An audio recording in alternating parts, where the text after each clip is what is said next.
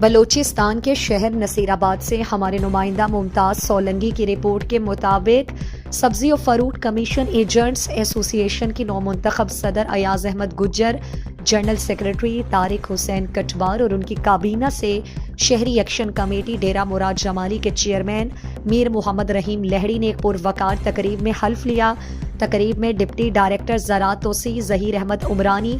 ایپکا کے صدر عبداللہ بلوچ، اقلیتی لہڑی ہندو پنچایت کے صدر تارا چند،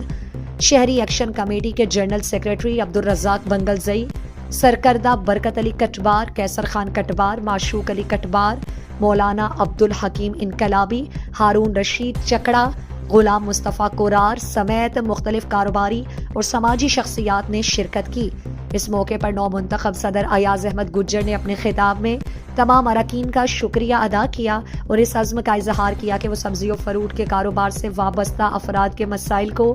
حل کرنے کے لیے ہمہ وقت کوشاں رہیں گے۔ موجودہ معاشی حالات اور کاروباری چیلنجز کے باوجود ہماری کوشش ہوگی کہ تاجر برادری کو مضبوط اور مستحکم بنایا جائے۔ ایاز احمد گجر نے کہا کہ ہم سبزی و فروٹ کے صنعت کے فروغ کے لیے جدید طریقہ کار اپنائیں گے تاکہ اس شعبے کو ترقی کی نئی راہوں پر گامزن کیا جا سکے۔